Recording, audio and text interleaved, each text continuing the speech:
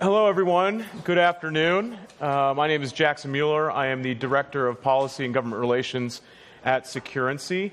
Welcome to Liquidity Lounge, also known as hashtag Liquidity Lounge 22 for you prolific tweeters out there.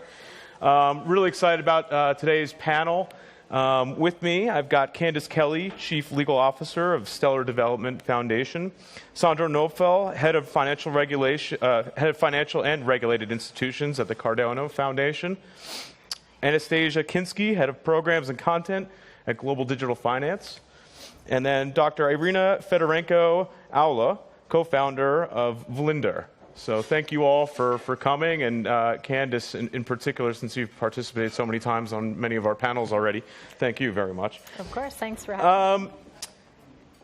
I need to apologize to the crowd, because when I was scheduling this panel, I didn't think that WEF or any of the other venues were going to schedule ESG, climate finance related panels, and so I think we've had somewhere between 35 and 40 panels already on this issue. So rather than going into my comments, questions which are probably the same as what you've heard for the last 3 days, let me ask you this.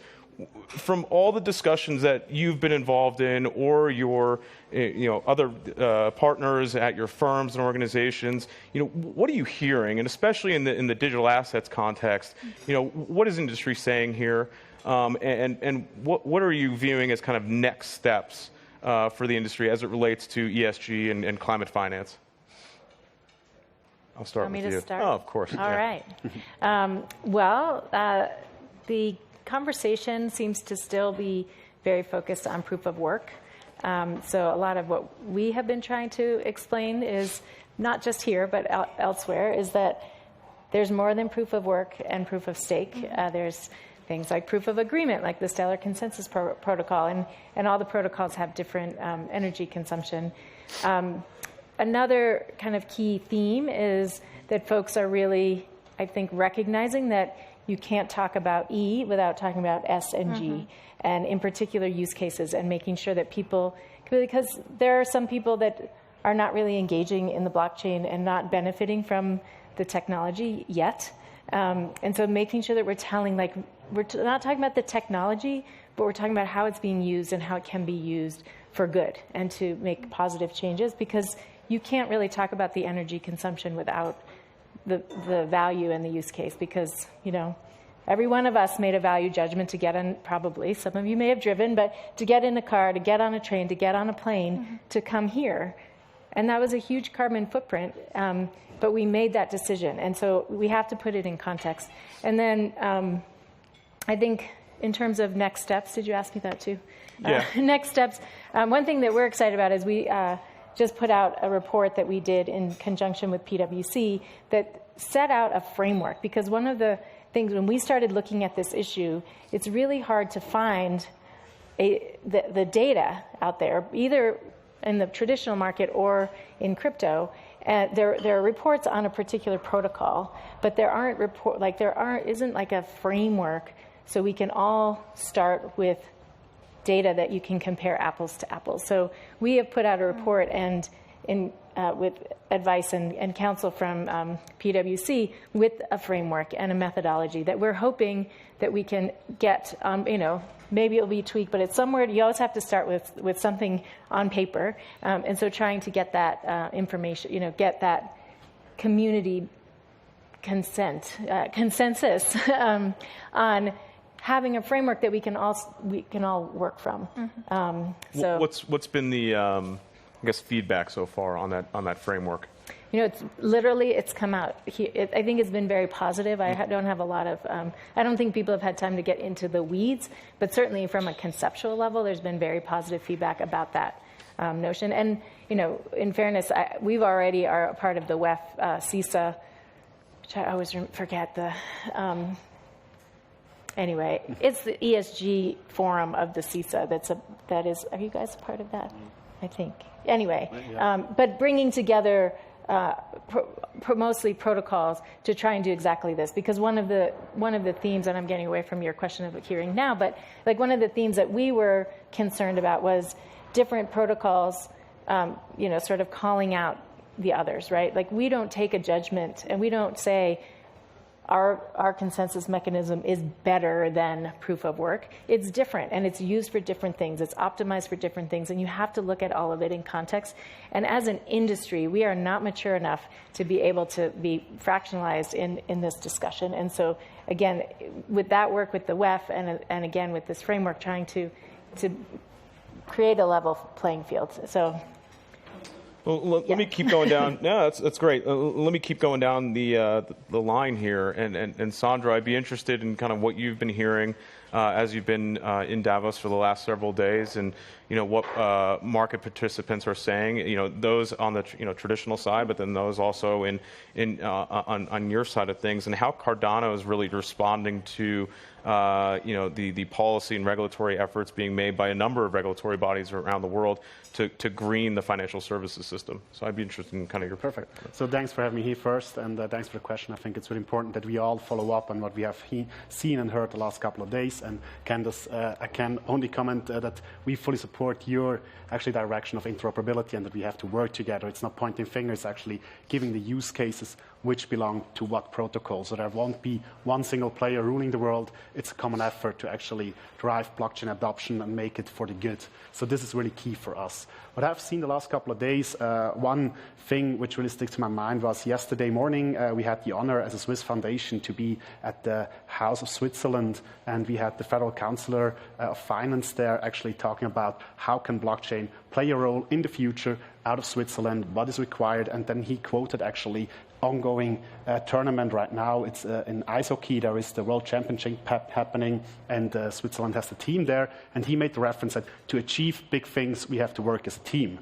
And this comes back to what absolutely. You said. So it's all about collaboration, and it's actually to walk the talk. So over the last years, everyone talked about what is possible. So now it's about getting real use cases on it and show actually what is possible and what can we achieve together. So what I've seen and what I've heard a couple of days, but also before, it's what you said, it's a lack of knowledge. So there is a lot of education which needs to be done, because many people, and this is, as you said as well, it's not, proof of work is not something bad, but there are other protocols out there which serve another reason. And if it's to store value with the Bitcoin as a first generation blockchain, or being it transmitting totally different kind of values within second and third generation blockchains, this just changes the game in a way.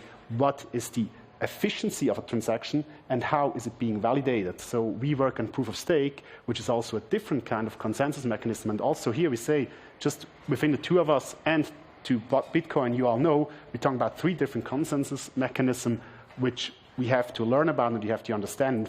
Once you're there, then you can decide where does your project belong to. So one is better here, the other is better here, and the other is better here, and there are many more to come. So this is... Anastasia, I'm going to actually skip you, and no offense or anything like that, but I've got a loaded question for you coming up. So, Irina, I'd be interested in your perspective as well, and what you've been hearing, and how your organization is kind of focused on, ESG, climate finance, and how you're responding. Yeah, that's very interesting to hear, because obviously we're kind of all in the same crowd, so I've been hearing the same things. Yeah. So I don't know if I heard something radically different, but basically something that stood out to me is obviously focus on transparency, focus on data, and absolutely the specific phrase, there is no E without S and G. That is something that I think, at least in the Davos conversation, that's something that everyone seems to understand now. And even from, but when we speak about purely environmental projects, when we speak about purely carbon or climate change related projects, the first question is about carbon. The second question is about who is benefiting, how is it being managed, are people benefiting, are local communities being uplifted. So S and G come very naturally to the conversation, even if you start from a very narrow niche space. From our point of view, via Vlinder, we build a blockchain-based exchange and a web platform to sell very trusted, very reliable blue carbon. So we are focused on radical transparency, on data transparency.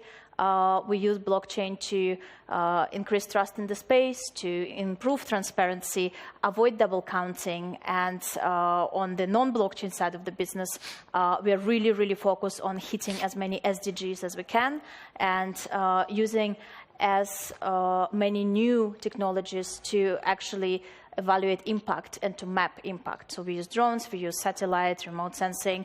We recently used environmental DNA, which is a awesome tool to see DNA of the fish that swims in the river or in the sea, that in the environment that you want to restore. So that with that eDNA tracking, you can actually track the difference you're achieving in a project. So, I mean, this is unbelievable. This wouldn't be possible 5 years ago.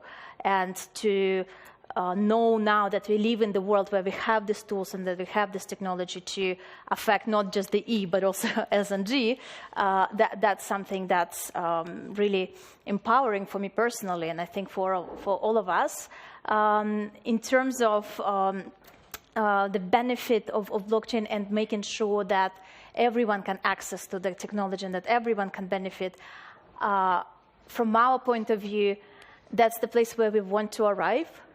We are not there yet. So just to give you a brief example, in communities where we work, we plant mangroves, we empower local communities to take care of the environment, and they should receive benefits every year, 50% of our profit generated in carbon. So we would love to also have access so that they could access blockchain-based technology. That is not the case now, but I think that's where we want to be.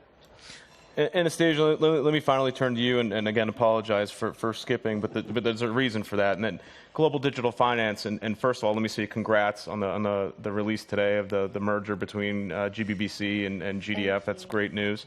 But let me turn to GDF and some of their prior reports, and in particular, if you guys haven't read, I strongly suggest their recent report from late last year, Digital Assets Laying ESG Foundations, Exploring the Path to Sustainability. And so I guess, could you provide us with a little bit more perspective on what you found when you put together that report, and how does it match up to what you're hearing here in Davos this week? Sure. Well, the report was very much put together as a compendium. We went to our members and said, please write for us about what you think the overlap between ESG and crypto is. And what came back was sort of two sets of articles. You either fell into the here's how we decarbonize crypto, or here's how we fix our carbon footprint, or here's how we leverage DLT and tokenization for climate solutions, for reaching the other SDGs. Basically, anything that is an impact-linked bond or a KPI-linked bond, is well suited in this scenario. And we have a lot of challenges across the ESG space in tracing impact, and this can be a really, brilliant technology here. But we cannot get to that conversation in any serious kind of way unless we first have our house in order. And I remember reading, towards the beginning of this, I think somewhere in the FT, 7 things to watch at WEF, and one of them was the crypto bros will be in town telling you how sustainable crypto is. I know that will make a lot of ESG investors laugh. Now, we, of course, when you're inside the industry, you know the nuances. Proof of stake is not the same as proof of work. In fact, a robust assessment of proof of work, places it not quite as bad as a lot of the headlines are coming out with, nor is it as good as some of the people who are like, actually, I'm saving the planet by allowing anyone to invest in this anyway, so who cares? It's a balance. There's something to fix here. It's actually a lot more fixable than a lot of other industries with much more complicated supply chains. So initiatives such as yours that are really like looking at what frameworks we can use to report, to share data. And that was a lot of this report as well, sort of, we need to be collaborating to share the data to move this forward. Now, this community is simultaneously very good at collaborating, as most open source communities are. The tech world does that by nature. We work off each other. It's also not always got a unified voice and a unified approach. And so it's good to see a little bit more conversation about how we can do that and what we actually need to do, what transparency we need to push those forward. Can I go back to the original point, though, what else we've seen here? I think another conversation we've seen here at WEF has been what are the unintended consequences of ESG as a whole? So as you said, we're moving beyond ESG just being carbon, and we all agree that actually the climate crisis is probably the most significant crisis. You cannot forget about the S and the G either. So if you are, claiming to be an ESG-led company, you should be moving out of, for example, countries that are invading other countries unlawfully or otherwise. So if you do that, that's going to have an effect on the economy, an economy that's already recovering from a pandemic. We're already having warning signs of being on the brink of recession. Is that really the initial drive there was the right one, but there are all these knock-on effects that are going to have very real consequences for a lot of people. And they have consequences on your governance structure, they have consequences on your climate. And we've seen that in other industries too. The first wind turbines were created with materials that just can't be reused now, which is just baffling, when you think about it. So what's interesting about the ESG conversation is it's gone beyond just being like, isn't this great, and we can put together standards, and into giving a little bit of air for where it needs a bit of improvement. And again, I think this community, as we work towards decarbonizing, we need to be aware of our knock-on effects and embedding circularity into that. Yeah. Can I talk about this this point about coming together, right? And now I'm a prolific tweeter.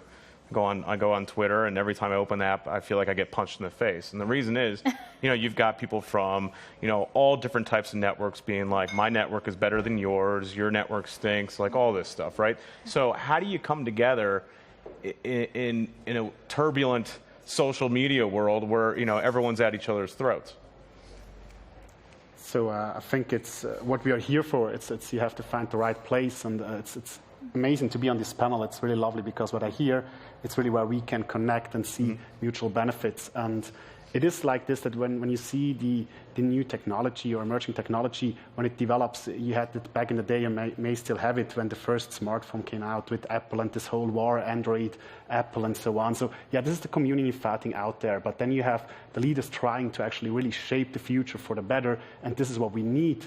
Places like this to come together and have this discussion. What can we do together? And it won't be that any of you and or I fight each other on social media and say who is better than the other, but really try to learn. And when I've heard about actually the keywords like greenwashing, double counting, these are exactly the thing we have to look at. How can we resolve this? How can we bring transparency into it? And I'm more than happy to provide you a little later a use case on this as well, how this can be achieved and how we can actually bridge this issue we have with ESG actually into real impact. So how can we create accountability to not produce pollution or waste? Because this is the end goal when we talk about circular economy.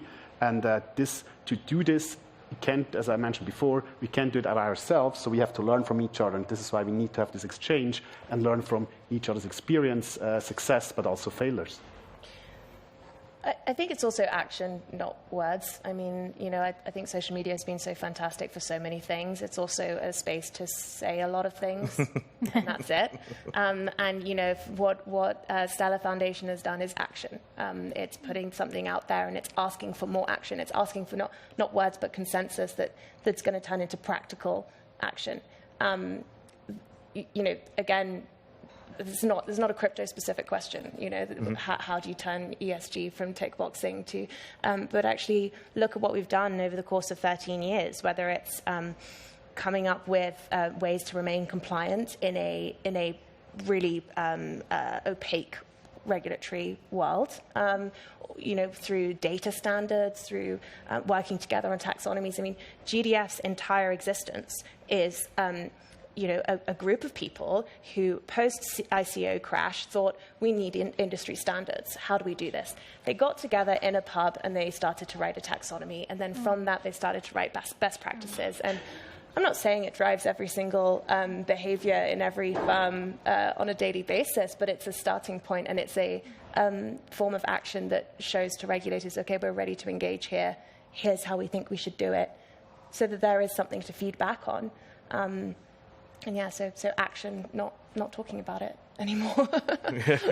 Yeah, and I think that it does help to have groups. I give a lot of credit to WEF for forming the CISA steering committee, and I think that I'm hopeful that it's only going to get better, because there's a certain amount of, you turn on your video screen and you have your WEF CISA meeting, and everyone's getting to know each other and aligning on different goals. I think even just in the few days I've been here, I've met so many people who I'd never met in person. And it makes a difference, right? I've seen it in completely different contexts. I mean, I come from law enforcement background, and when you look post 9/11, like, they all needed to come together, all the different law enforcement agencies. And when they physically sat in the same space together, it made a tremendous amount of difference. And so, that may be a kind of a weird comparison, but I do think that the more that we're not just kind of clicking on to the next meeting, I think that as the world is opening up and we're having more and more in-person conversations, that there's just there all these other conversations that happen sort of around the edges, where you can find more opportunities to find alignment. Does that, and Irina, I'm sorry, do you have No, I just, that reminds me a lot, obviously, about our climate crowd and sustainability crowd, and I always see the battles between, no, nature-based solutions are the best, no, wetlands are better than Amazon, and then there's the forever battle between vegans and the regenerative grazing meat, and everyone is just attacking each other all the time. And it's really horrible to read, because you see the climate crisis, you know that we need to really come together as one community, as one society, and fight it. And instead, we're fighting each other very often. And what I think helps us and helps me personally also think about it is humility, and thinking that no one here is going to come up with the solution, one silver bullet, one size fits all, the best solution to save the world. We are all just pieces of the puzzle. Each of us is working from our little corner, and hopefully we're just weaving into this fabric that will make a beautiful picture together, but not fighting whose picture it's going to be. And I think that's always the default that I also have to remind myself and my team members when we also tempted to engage in some debates online that, look, we need everyone, and vegans, and regenerative grazing, and deserts, and wetlands, and carbon capture storage, and nature-based solutions, and But also, thanks to social media, we have found that Polygon offset their all historic emissions, and that actually made us switch to Polygon. So, that's... We talked a little bit about some of the issues on education and the difference between various protocols, and I just want to know, how much does the headline risk in E affect your ability to address the S and G? I'd actually say there's a bigger problem in that. Although the S and G, it's tricky to get to the E, because you want to be able to put down the social and also the governance credentials of a lot of DLT solutions that they lend themselves to transparency, or they lend themselves towards auditability. That there are use cases for social inclusion, for financial inclusion. Although I'd love to see some of them really gain some traction, that would be great too. Yep. The G for me is actually the trickier one, because I think the governance question within this space and how much transparency we have over governance, particularly as we get more and more complicated in the DeFi space, is a lot harder to map out. And in many ways, the E and the S trickle down from that governance question. So how we establish standards in a sector that is by nature decentralized and forging its own path is a difficult one to navigate. Go ahead. So yeah, for us, it's a misconception. Whenever I start a conversation, it starts off with about the energy consumption when we talk about the E. Yeah. So where it's this big energy consumption. So it's really first we have to educate and say, okay, what have we learned from the past? It learned that depending on your model, proof of work might not be the right solution. So with proof of stake, we can be 1,000 times less or more efficient when we talk about energy consumption. So this is kind of the beginning where we start. Then we look at, okay, how can we decarbonize the energy it's being produced? And to do so, what we have done, we partnered up with Veritree last year. And with Veritree, this is a project where actually it's a Canadian-based company, which is in the reforestation. And what happened is we put them onto the blockchain. So whenever you plant a tree, you will receive an NFT, so a non-fungible token, which is permanent, immutable, and actually contains the metadata, which gives you the exact GPS coordination of the tree, the type of tree, who planted it, who was involved, and also based on the geolocation and the type of tree, you can actually have the amount of carbon which is being decommissioned from the air. So there is a lot of information you can use and which can make it transparent, which can feed into an ESG report and into the governance, but it also gives you the accountability to actually, based on this functionality, to go back to the source. So in here, this is a pure model which gives you a way or a possible solution how blockchain can be used to make it transparent and traceable and immutable. But this can then be overlapped when we talk with impact investors as an example. So when we talk about renewable energy, which is then going back to the E, how can we produce and being more environmentally sustainable? We need to use renewable energy. So, but who is doing that and how it's being done? An impact investor being on the blockchain can actually prove in what type of company the investment goes, how much energy is being produced, how much is being consumed, and what's the overlap, and how can it be done more efficient. And this is how you can actually kick off this whole mindset of how can we make the world better and following E, S, and G by having this done. And on the mangrove trees, that's the other point. It's very important as well to what exactly are you doing. So we planted as well the mangrove trees in Kenya because it's not only decarbonizing, but also helping on the S, the population. So the mangrove trees has the roots which are going into the sea, which provides actually nutrition to fish. So you have regions, they have had to leave their home because due to the fact that all the trees have been felled, they haven't had any fishing, they haven't had any food, any commerce. So by planting these kind of trees, you're doing exactly the right thing. You're bringing the people back alive. So there is food, there's a commerce, and this is really important, and it needs to be tracked to make traceable and transparent. And this is what this beautiful technology is here for. Yeah, just to add on that, there's absolutely the reason why we're focused on blue carbon and mangroves specifically, because they do address all the E and S and G and as SDG. So it's truly a miraculous environment because it protects the life on sea, life on land. It creates livelihood for people. And when the mangrove restoration project is designed well, then of course you could have traceability and you can really uplift the social. And in the areas where we work, we also work with cooperatives. So they have the governance structure that is democratic, where every family has one vote. And they, as a cooperative, by voting, basically kind of a DAO, if you think about it, they decide what they do with carbon proceeds and what they do with the income they get. And usually it's to build a school, equip a hospital, buy a beehive. So it's things like that they want. On the other side, on the blockchain side, there are a bit more questions, because even though as a business we try to be sustainable, we chose the most sustainable blockchain that we think works for us. But then there are all the legal questions, the questions of KYC. What do we know about people who buy these offsets? And what do we think we should know about these people? Because, of course, we want to do KYC. On the other hand, we want to enable everyone to offset. So it's still something that we keep discussing from ethical point of view and kind of the structure within the company. Do we want to allow equal access to carbon market for everyone? Or do we say that we don't want to accept oil companies, for example?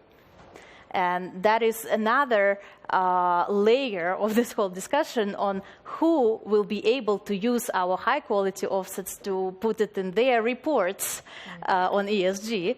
And do we prevent people from doing that, people we don't like, or companies with whose values we don't agree? Or do we stand by the fact that it's democratic and we want everyone to be able to invest and benefit from this project? So, sorry for posing another question. Happy to answer. Sorry, Candice. Oh, no, go ahead. Yeah, I mean, you're mentioning something very important, and here we have to go back as well to the nature of where we're coming from with blockchain. So, like, is it a public permissionless blockchain, or what is the exact role of you as a protocol layer 1 provider, right? So, it's for us, as an example, we say we are totally public and permissionless. So, the governance, who is building on top of our layer 1, that's not on us. So what we do is actually we support projects which have a real impact, like Veritree, and then it's on Veritree to decide with whom they are partnering up. Like in January, they partnered up with Samsung. Samsung planted 2 million trees so far, and they have to do the due diligence. That's not on us. There is this trust layer where we have to actually include an audit. We have to include those governance models. What we can do on the blockchain is actually, what you said, and it's very important, is the voting power. And the blockchain becomes very, very powerful when we have these voting capabilities and people are using their votes. So now we have to think, and that goes into the future where we go. By now, like in our protocol, I can vote if I want to. I should do, actually.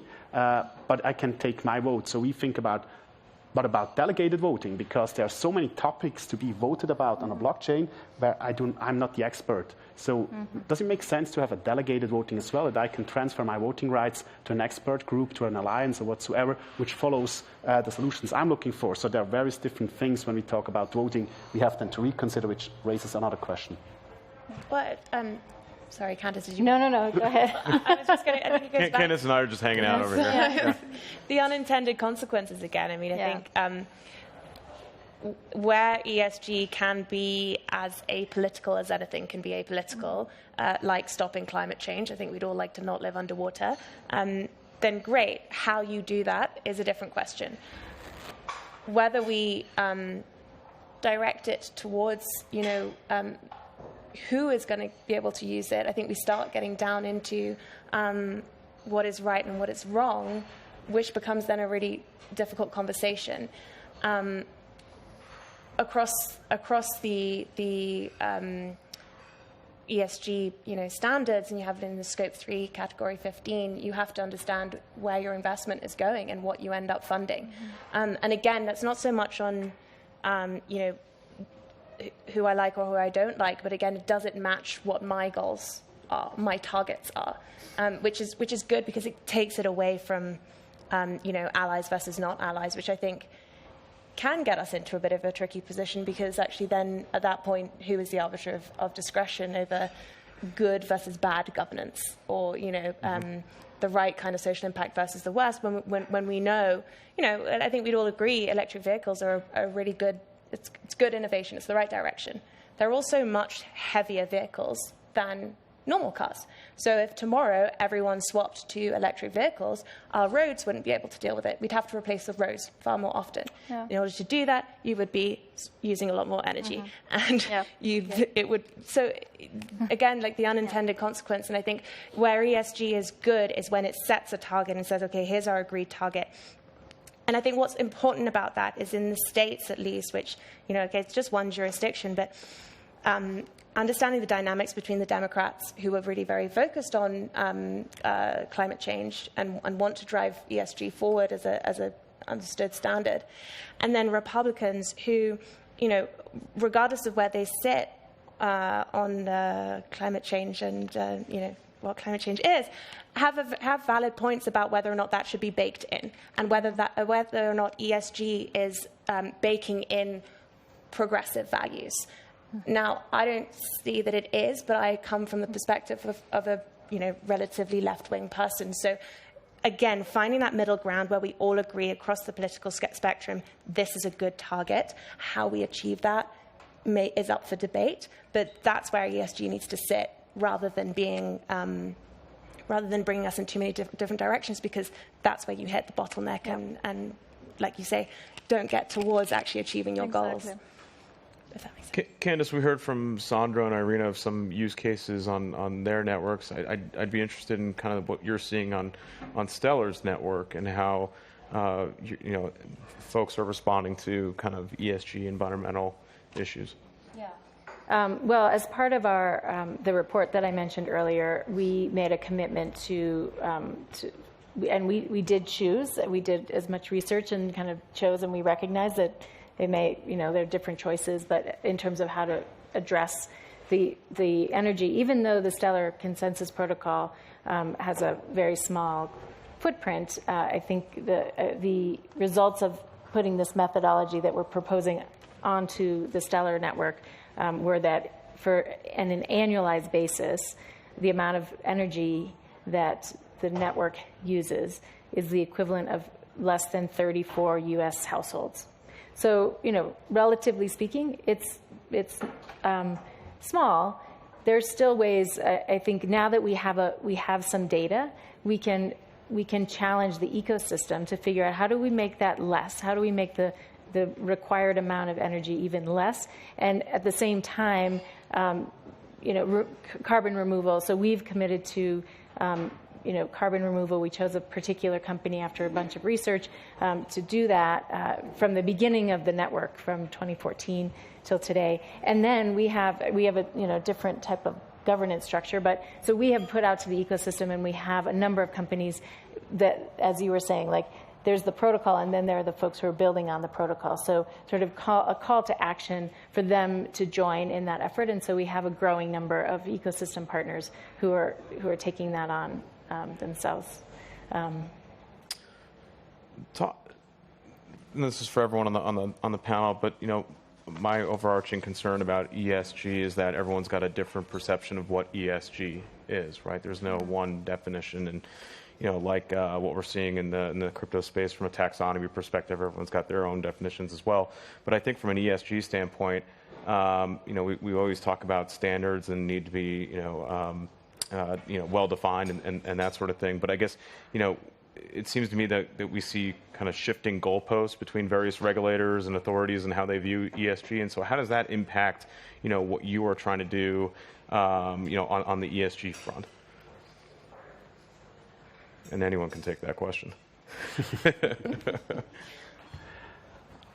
From the perspective of the GDF ESG working group, we're sticking to carbon first. Not even climate first, we're sticking to carbon first. We have had some conversations about the G and the S, especially the G, it got really focused on, but our first initiative, actually, and I will make sure I'm collaborating with Stellar Foundation afterwards, is to put together a science-based target initiative plan for DLT firms. So that is specific. Again, it's the whole concept of house in order first. And then how can we engage on these wider conversations of real life initiatives that are already in use? But yeah, that's the getting to the other questions is going to be a slower process. And like you say, I don't think there are many understood standards of what that is. I mean, there are clear challenge points. I mean, on the S perspective, I'd love to address the gender balance in the crypto space, apart from on this panel, of course. But there are very clear questions there on the social level. A lot of crypto claims to be making finance more inclusive. Well, is there data backing that up yet? I don't know. And at what point do we say, okay, but you haven't proven yourself yet? That's our perspective. Well, yeah, and the other point is really what we are trying, or how we want to approach it, or we do approach it, is actually working with alliances, working in collaboration. We can actually get to common goals. But on the other hand, it's, as mentioned before, as a layer 1 protocol, what we actually enable is that we show the ecosystem what is possible. So we had this one traceability solution with Veritree, but then we can talk about supply chain. How can you change the supply chain?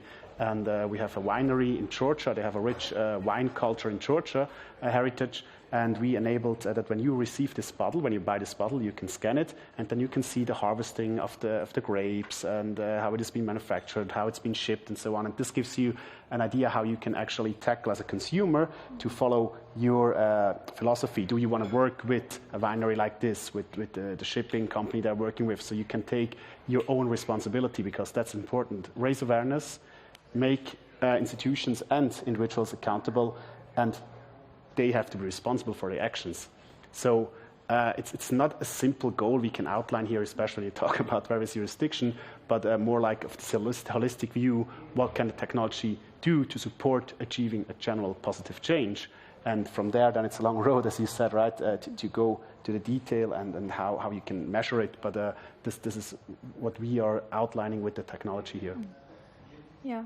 No, that's. No, go ahead. Well, I was just going to on Anastasia's point about data and financial inclusion and those. So it's a slightly, but since you mentioned it, with the WEF CISA project, the WEF employees that are running that sort of interviewed each of us about the E, S, and the G. And when they came back, they said, well, you all have pretty much the same ask on the S, right? That was the easiest one. And they are, we're working with them to conduct ethnographic studies and to really dig into this statement that people make over and over, right? And because all of us, and the foundation is also doing, like a cross-border payments study with a development bank in Latin America to study that and to collect data, because I think that's something that we're very focused on, data and transparency and everything that's on the blockchain, but the effect and the what is it, we have use cases and we have stories of, how blockchain is being used to help refugees in Africa. Right. There are real people who are benefiting from this, and there are real risks that are being avoided because they're using it. We have a variety of really interesting projects, but it still feels a little bit anecdotal because they're startup-y and they're focused on solving that problem and not necessarily collecting the data. So I think that's another thing that, as industry-wide coalitions work together and recognize this, that we share in that goal of trying to really collect hard numbers and data to support that. And push forward that conversation as well, because communication at the end of the day. Yeah, from our point of view, we are really trying to bridge the sort of antiquated carbon market and the forward-looking blockchain and crypto space.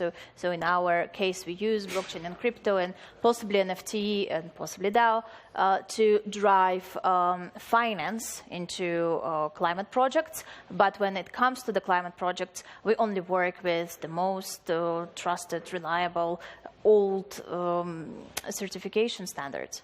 So they already have very sophisticated metrics on E and S and G. And from our point, we focus on carbon because there is a market and because there is a value, and carbon has become an asset. And we already see very, very traditional, very conservative banks talking about carbon-based trading the same way as you would trade gold or silver now. So this is asset, and people kind of understand it. Not everyone, but it's But the protocols that exist, they are antiquated. They are really not. It's a bit of a kind of mismatch, because you have the standards that, for example, make you go to the forest and count the trees manually. We can use drones, which are faster, cheaper, definitely more reliable, definitely give you much better picture of the forest you planted. But these methods are not accounted for the standard. For the standard, it's good enough to just count what you see, and you have a signature and you have a stamp, right? So we want to push it forward. We are pushing it forward, and we do it sort of for us, because we know this technology is available, and why wouldn't we use it to have much more transparent, much more clearer data, even though it goes way above and beyond what is permissible. What we see is that everyone says it's really cool. No one really wants to pay extra. So, and that's a sort of that's some also tension that we have to deal with. Yeah. Anyone else? No? I'd be interested, Irina, you just kind of mentioned it, your interactions with traditional financial institutions, because obviously they've got to adhere to ESG as well, right? So I guess talk to me, Irina, I'll start with you since you brought it up, but talk to me about your interactions with the traditional financial services side. How, are they getting to the point where they're comfortable enough in being able to say, you know what, let's go, we'll incorporate DLT to help, monitor this, and with the data and the transparency, it's going to help us address our ESG goals. What's the state of the conversation right now? To an extent that I can disclose without hurting anyone's feelings, it's quite conservative and it's quite antiquated from what we see, and I think it's changing, and I think it will have to change. But what we see people who represent companies who are excited about this, who see the potential, who understand that this is exciting, this is new, but it's like they see that it's not just hot air. They see that it's technology that can really help them. But on the same side, we have compliance department, we have risk department, we have legal, who say, well, these are the protocols we accept. We can buy carbon with this stamp of approval. All that blockchain bluff, the DLT fluff is sort of on top, and we don't want to spend time doing due diligence on that. So for that reason, right now, we have kind of two separate conversations going. One is obviously forward-looking and in a space like this one, and another one is very traditional sort of broker relationship with companies and paper-based, contracts and everything. So. Any of you guys? So. Yeah, I'm talking a lot to financial institutions in my role, and I think, I can actually confirm that it is quite hard to get to the ESG part. They do see a certain value behind it, but it really depends with whom you talk to. Yeah. I had a roundtable 2 weeks ago with Save the Children, where the topic was blockchain, crypto, and philanthropy. And then we had a lot of banks sending their philanthropists there, and these people are highly interested in the value and in the ESG, but in the impact on the human being as well.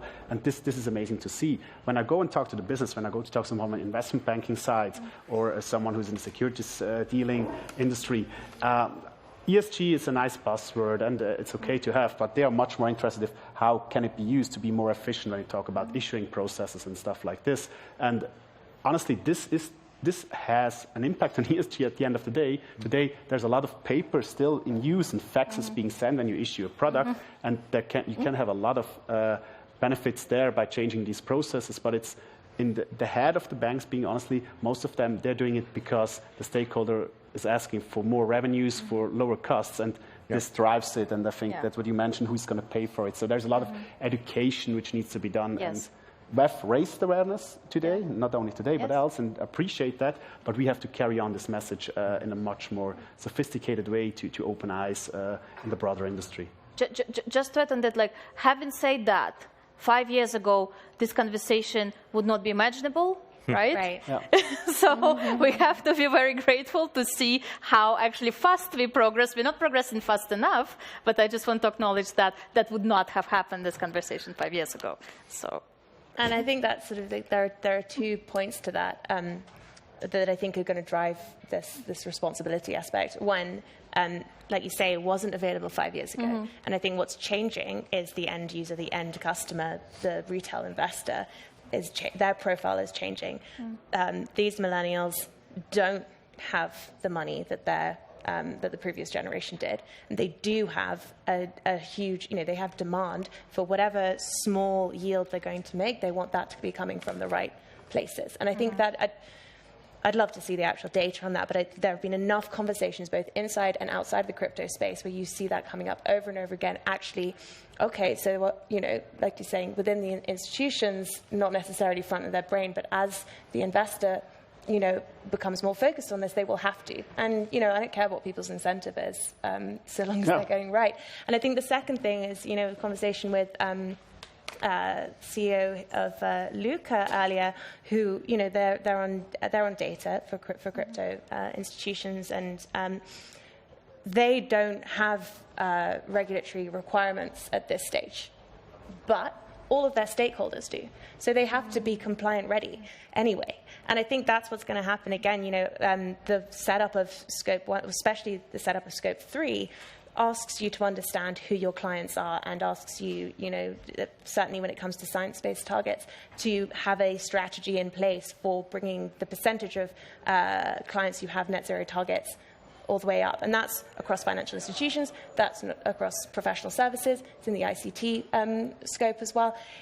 So in that kind of how do we deal with all the knock-on effects, we're going to take a holistic view to the entire value chain, and whether or not it is a requirement or an industry standard, it will start to become the norm. What we then need is as you said, like an understanding of what those targets need to be and what that reporting criteria needs to be.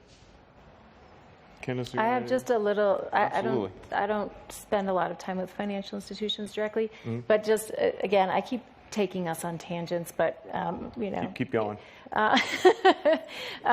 So I had the privilege this morning of speaking with a relatively small group of people who had very different ideas on this topic, and one was a youth climate activist, and it was really fascinating for me to listen and hear her demands on us, and to think about what this next generation is going to demand. Right? We're all sitting here and we're talking about kind of this, like, government standards and regulations, and you're absolutely right that this next generation is growing up and they are changing their lives. They're seeing things that are going to be different, and they're going to have very different demands on not just blockchain, not just bank, like everything. I think it's just going to become so much more ingrained, and it'll be driven from a different angle as opposed to. And I think another part of that kind of conversation was,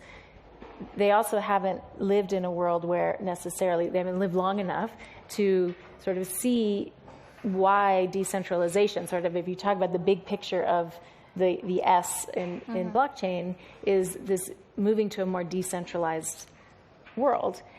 They may not really have the experience to know why that's why we're all here and why we're so passionate about moving to that, like that we're making this monumental leap forward for society, and so I think that's another piece that we have to think about, that next generation, and how we are technology educators to them, and that we're kind of recognizing what their demands are going to be, and help bringing them into the conversation of why this technology in particular needs to be supported, and how we set those standards. So.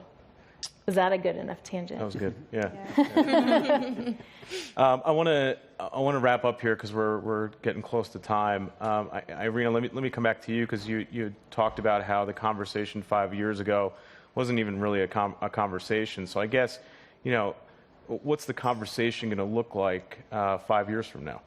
Ooh, interesting. Where are we going to be in all this? I think Easy one. Well, without making predictions, I think it will be easier, and actually it will be sort of better and more enlightened, because we are designing with future-proofing in mind. So all of us here, I think we are setting higher standards to ourselves in our work and what we demand in terms of transparency, data collection, et cetera, so that in 5 years we will actually maybe look at our past selves and give us a tap on the shoulder and be like, thanks for collecting all this data when no one asked you to. Thanks for making this baseline study even if we didn't know how you're going to use it. Because I think about raising the bar and about raising the standards and about raising this requirements for transparency, we would need to.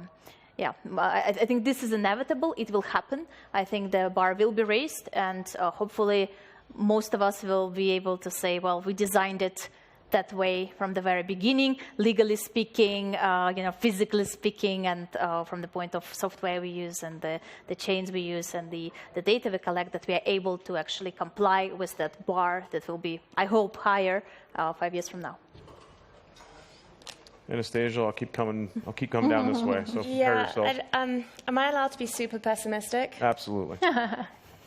I think we've got really challenging times ahead. I think from a macro perspective, it's not looking good. And when that happens, people panic. And when that happens, we cut corners. And whether that's cutting corners on all these amazing initiatives for climate action or on a social impact perspective, or it's turning to the crypto industry and saying, you're not a necessary part of this, which I think we're moving beyond that, but I think that certainly was the beginning of the conversation about climate impact and cryptos. A lot of people saying, like, this is such an unnecessary addition. We don't need this. And I think people are starting to see why that's not true. But we still have a lot of work to do there in showing that social utility and in like demonstrating the value of all different types of consensus mechanisms. And in order to do that without being burnt in these next few years, we need to have solutions before anyone really asks us of them. And I think if this community can do that, then that's great. I do have hope for this particular community on that. I think great, but I think the outlook for the next 5 years is not necessarily a peaceful one, unfortunately. Please say something happier. Sandra, you're slightly more optimistic here. Much more optimistic, actually. What have we learned in the past? Going a bit more than a year back and see what happened to GameStop. How much can a community achieve? You can bring down the biggest hedge funds and urge them into a squeeze out. That's amazing. When we look into how we call them, the blockchain citizens, when we look into our community, what is happening? We have a lot to actually validate the proof of stake, the blocks. You need a pool operator, stake pool operator. We have the so-called mission-driven pools. So this is a pool which is saying he charges more fee for his work, but this goes back into charity or into any kind of project, being cleaning the ocean whatsoever. And we see a huge movement from the community towards this mission-driven aspect. So we do see that, as you mentioned correctly, this new generation which comes, and maybe for 5 years is a bit sporty, maybe it takes more 7 to 8 years, but the new generation which comes, they have different values. It's about inclusion, financial inclusion, gender inclusion. I'm very happy next week I'm going to be at the Women in Tech Summit in Paris, which I'm really looking forward to it. And we do see much coming here. And then I think about how much actually the community can achieve when they work together. And we see this in the decentralization as an example. Most of the ADA holders, they do not delegate into the big pools. They delegate to the community pools, the small ones, to support them. They are delegating into ISPOs to actually support the project, to raise funds, and to be successful going forward. And this is where I see much more voice from the decentralized community, rather to have today this centralized, as we know it, power institutions which takes a decision. But they will be urged to change the minds by the community. Candace? Where do you fall? Optimistic, pessimistic? I am optimistic, and I think that if you zoom out a little bit and you look at this technology and what has happened in the, just setting aside ESG, there are some of the most brilliant minds that have, I think, and maybe this is naive, but I think the vast majority of people who have put their brilliant minds into this industry are doing it because they believe that they're changing the world for good. And this conversation is happening, and it's happened, I don't know if you were exaggerating when you said 30 to 40 panels just this week, but this conversation is happening, and it is an urgent one. And we have some of the most brilliant minds, and we have some of those most brilliant minds who have a lot of money. Because there's a lot of money in this industry, maybe a little less than there was a few weeks ago. But I think when you combine those two, I actually think it goes beyond this industry, and I hope, and I would, if I had the right audience, and like to challenge the crypto community to not just really focus on how we help our own community and this, but use those resources and both intellectual and financial to really be the trailblazers, because there's been so much attention and negative attention on particularly proof of work. make that fuel you to not just kind of get to baseline, but to be the leaders in really solving this, which it's a complicated problem, but we've got the right resources. So let me just say this. Thank you all. Great discussion. Thank you so much. Round of applause, everyone. Thank you.